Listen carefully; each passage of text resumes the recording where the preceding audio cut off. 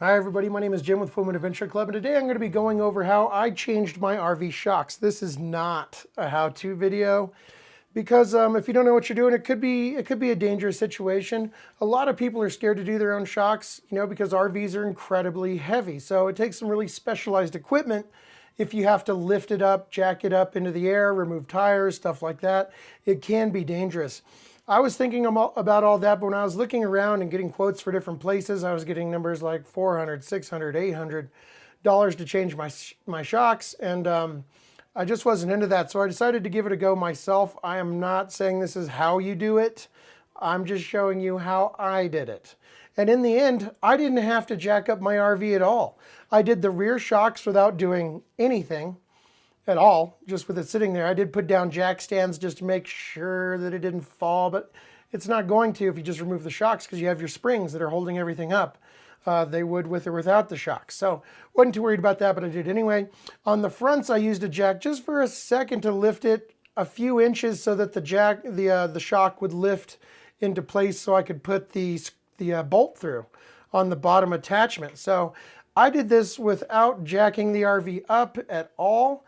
And it was a very safe procedure, in my opinion, with my particular setup. And I was able to do it in about a day. It was not easy to do the fronts. The rears were a breeze. But I'm going to run you through some of that with the footage right now and just kind of share my experience with you, okay?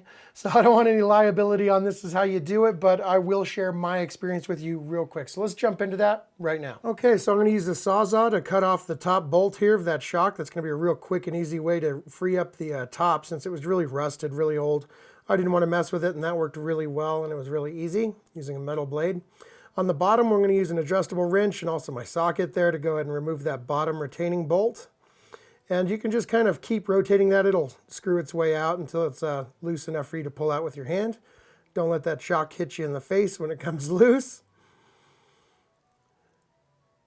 And once we have that bolt out of the way, we're going to remove the shock and get ready for the new one. The new one, we're going to put the bottom into place here and put back in that retaining bolt on the bottom, backing it up with those with the adjustable wrench and also the socket. You can move these around a little bit if you're pretty strong. And then we went ahead and we put on our bushing and our washer, our bushing on the bottom, and then our bushing washer on the top, and the nut, which we tightened with a wrench. And we're going to get those totally into place. Now I'm cutting off the top bolt on the second shock on the left side. And again, we're going to remove that bottom retaining bolt right there, and I'll show you guys a trick as soon as I'm putting this one on. In case you have limited space to work with or you need the shock to be compressed before you put it in, this might help and avoid you having to jack the entire suspension system up, but I'll show you in a second what I'm talking about. So we have that bottom bolt out now, and we're going to remove that shock.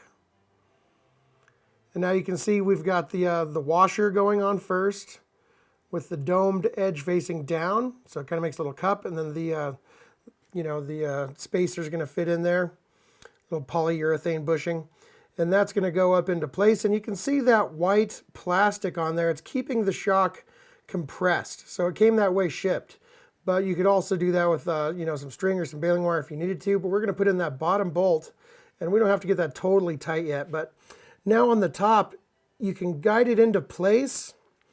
And you can cut that plastic band and the shock will slowly expand so that you can kind of guide it into place doing that. So as you can see right here, just to kind of line it up with the hole, and I'm going to use these snips just to go ahead and cut the plastic here.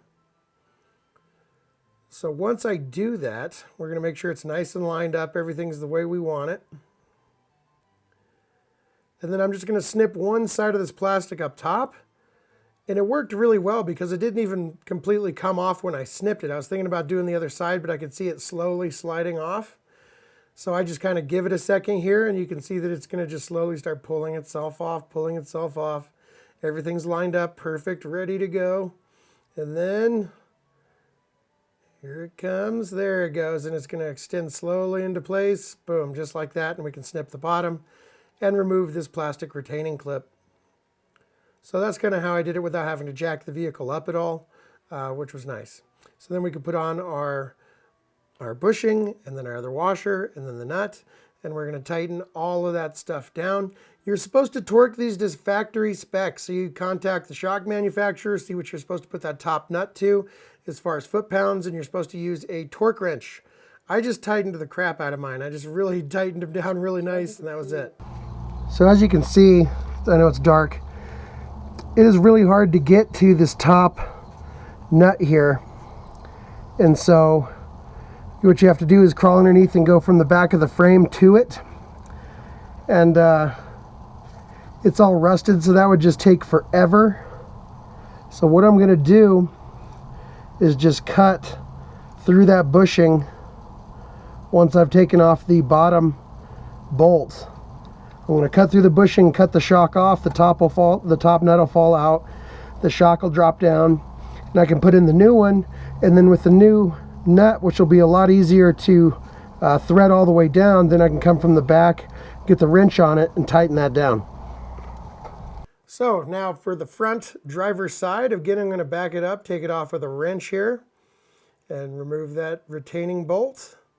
That's going to free that up, and on the top, we're going to use the Sawzall method again, just above that nut, and I'm going to cut right through the polyurethane bushing and right through the metal stem, and that's going to release the entire thing. Just make sure you're careful of your surroundings and everything.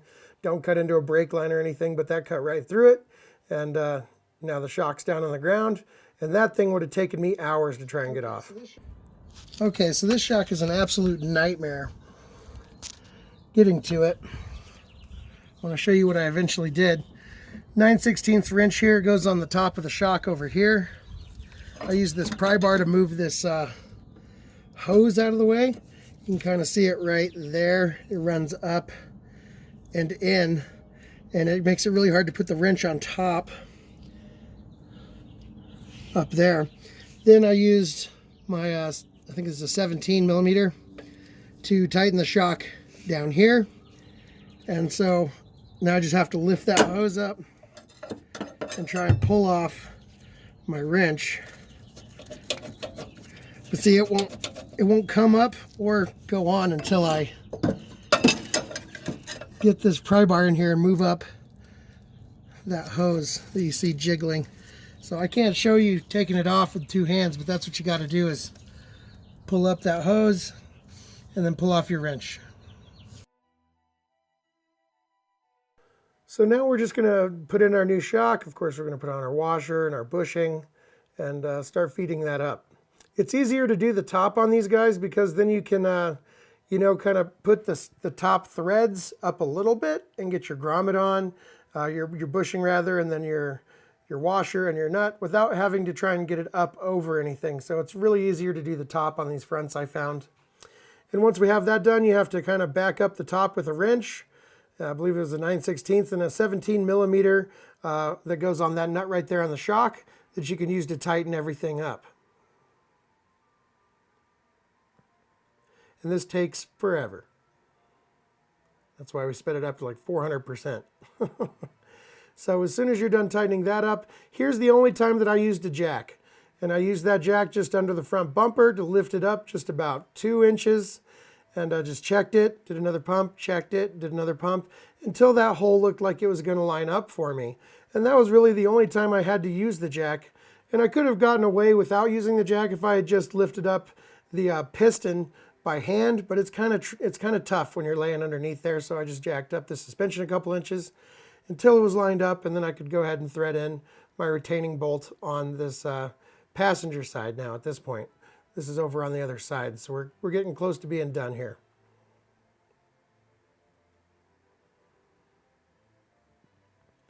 Now I just crawl underneath, and you can use an extension or it'll actually fit inside of there without the extension. I did it both ways here, but that's kind of what that hole is for, so you can actually remove the bolt. And once we get all these tightened on, we're good to go. So there you go, it's all done. It took me about a day. Huge improvement on ride. So much more smoother going down the road. All the rattles inside the RV were greatly reduced. Porpoising, which is when you go over a speed bump and it kind of bounces for a long time, was really, really gone. Cut that down significantly. As far as the side-to-side rocking motion, I was really hoping that would help with that. It was about a 10% improvement. I'm going to have to put on a heavy-duty sway bar in the front to try and tackle that side-to-side motion in a later video. But the shocks really did make a huge difference, because I don't know when the last time those things were done. I'll bet you somebody replaced the rears and then did not do the fronts, because they were just shot. The rears were pretty good, but the fronts were shot. Look at this little video clip of what this thing sounded like in the front, one of these shocks. Just wanted to show you guys how jacked up this shock is.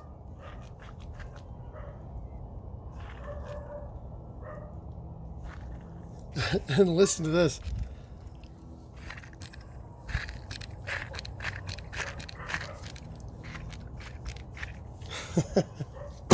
So that guy was toast. So it was definitely toast. It was gurgling and very easy to compress by hand, so it was just shot.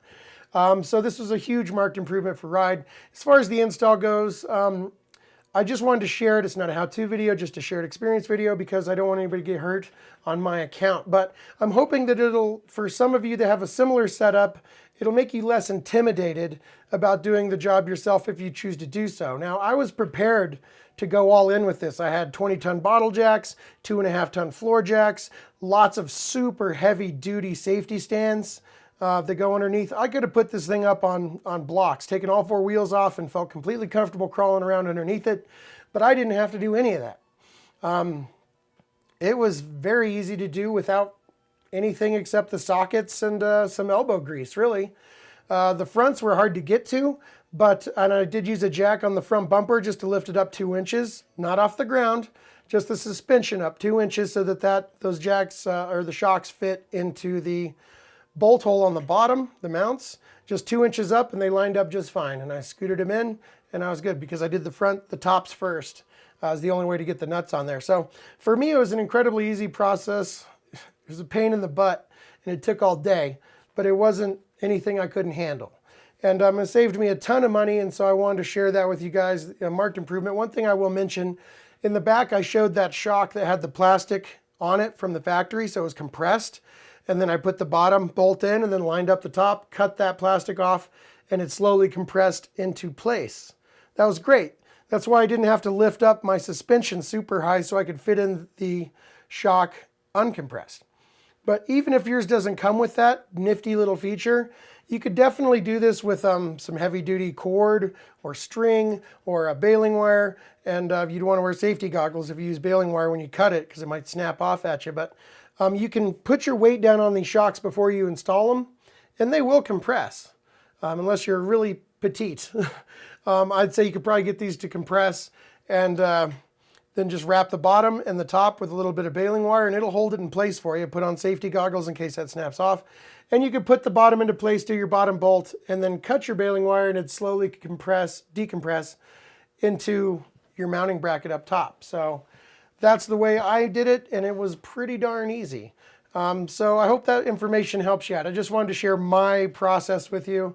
And if you're going to do anything like this, be super, super careful. Always err on the side of caution. So until the next video, my name is Jim with Full Moon Adventure Club, and I hope you enjoyed it. Please like, share, subscribe. I will see you in the next one. Until then, thanks so much for watching, and happy camping.